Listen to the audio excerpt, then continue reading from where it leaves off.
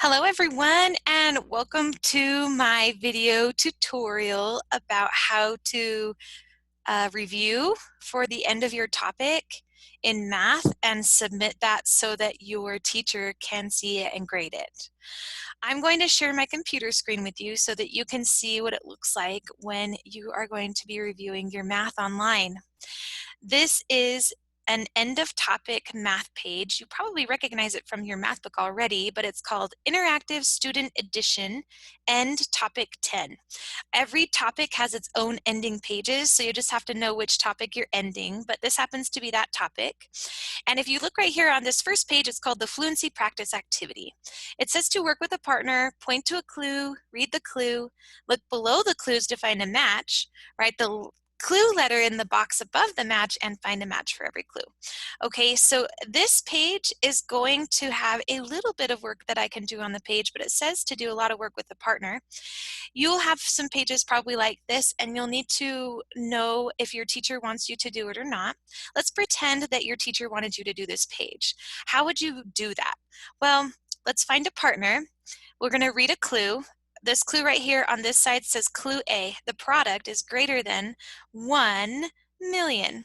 Well, I'm trying to figure out down here which one is the answer to more than 1 million or greater than 1 million.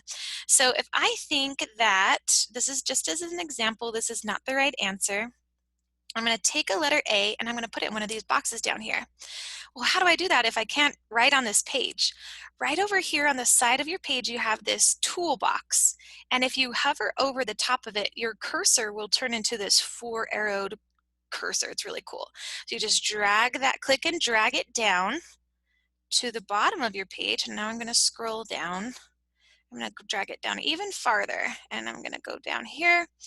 And it shows me there's a box I can put my answer in. So I'm going to click on this tool down near the bottom called Place Text. If I click it open, it puts a box right here where I can type. I was doing clue A, so I'm going to type the letter A. And I don't need the box this big, so I'm going to go ahead and make it smaller, all right? After I've done that, I can click anywhere outside of my box on the page to make it all of the options disappear. And then if I hover over my typing, it will make it so that I can drag and drop it. So I click on my answer, I drag it, and I drop it in the box where I want that letter to go. Let's just say, for example, it went here. I could do the same thing with clue B. I haven't read clue B. I don't know where it really belongs, but I'm just showing you how to put answers in the boxes, okay? I can do the same thing with clue C. Just type it in the place text box. I just make my box a little smaller. I don't need it too big. And I drag and I drop it where it belongs. As soon as I'm done with this page, I'm going to click here at the bottom of my screen, the next button. Okay, when I click next, it shows me the next page I get to work on to review my topic. So right here, it's called Vocabulary Review. And it says, in this first section, I need to choose a word from my word list and put it in the blank line. Well, let me show you how I would do the first one. It says, the number of same-size unit cubes that fill a solid figure without overlaps or gaps is. Well, I've got a few options right here. I'm going to go with this bottom word, volume. But I can't drag and drop my words from the box. I can click all day long, but they don't move, so I have to use my toolbox. I'm just going to slide it down a little bit, and I'm going to grab that place text tool again, and I'm going to copy the same word that I see right here in that box into my answer. I'm going to type in volume. Oops, let me spell it right. Volume. And then I'm going to go shorten that box, click anywhere on the page, and now, it's kind of hard to find, but it's right here. If I hover over the top and my cursor changes, I know that that's my thing. So I'm going to drag it, and I'm going to drop it right on my line. There it is. Now I'm going to do the next one.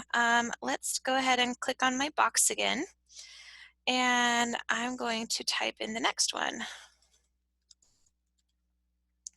Don't need my answer box very long, so I'm going to shorten it, and again, drag and drop. Okay, so that's pretty simple. Well, what about these where it says to cross out the expressions below that do not represent whatever it's asking you? Well, over here in your toolbox, let me go ahead and drag it back down a little farther. You kind of have to keep dragging it while you work, okay?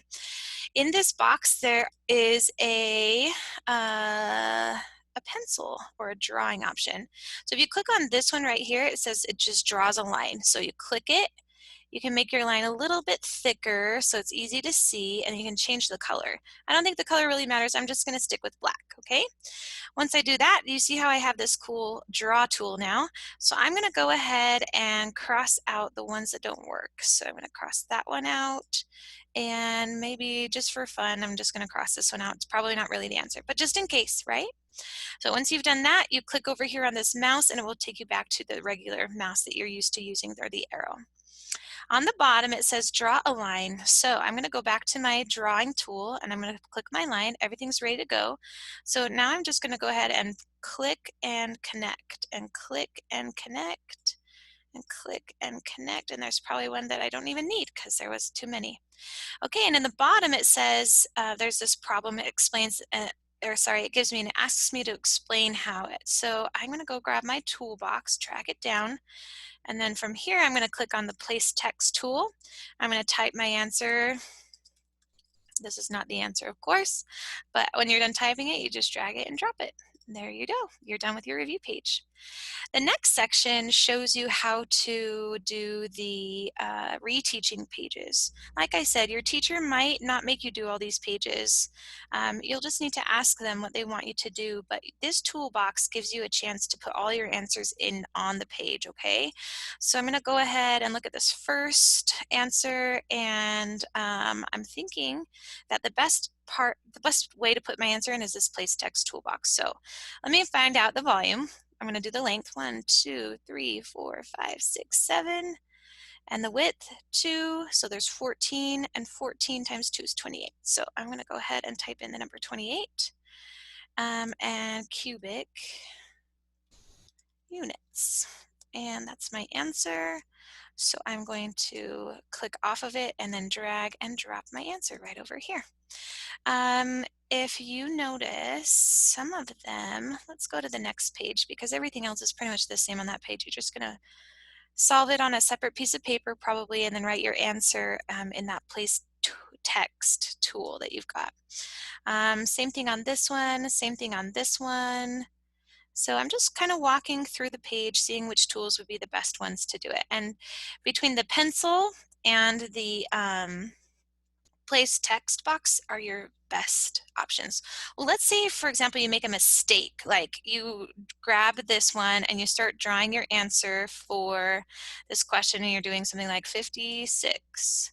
And it doesn't look very good, and so you need to fix it.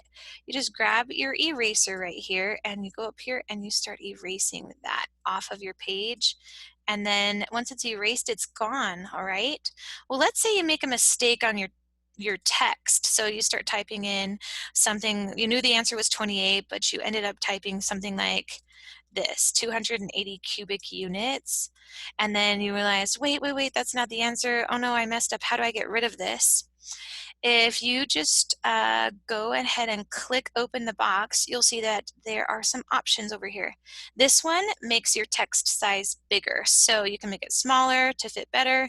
You can make it regular, or you can make it really big, however you need it to be. I think regular is great. This box allows you to type in cool equations. So if you scroll, here it is. It allows you to do stuff like you have a fraction, 1/2, and then times, but you need another fraction, 1/2 equals, and then you have your answer in a fraction, 1. You click on each box to be able to write a number in it, 4th. Once you're done with that, you can click your close button, and it's right here. And you can say, oh yeah, that's what I need. Wait, I put 2 things in the same box. Oh no, so I'm going to click back here and I'm going to erase this. I don't need it anymore. Make my answer box smaller. All these cool things you can do right here in your box, okay? But oh, you realize, wait a minute, we're not doing fractions, we're doing something else. I need to get rid of this thing. So you just go down here to the garbage can and you press it to clear that, and you can delete it right off of your page, okay? And that's how you fix mistakes that you make when you're going through here. And then once you get finished to the end of your review, you'll notice that there's this next button, but nothing's available. It's showing me this do not press sign, right? Not allowed. So at that point, I know that I am all the way done. And now all I have to do is go up to the top corner where it says turn in, and I press the turn in button. I press turn in, and it gives it to my teacher, and they can look at it, grade it, and give it back to me, okay? That is how you complete the end of your topic. I hope that helps you as you're reviewing so that you can be prepared for your tests online and you can feel confident going forward that you know how to solve all this cool math that you're doing, all right? Best of luck to you. Thanks for tuning in. Bye.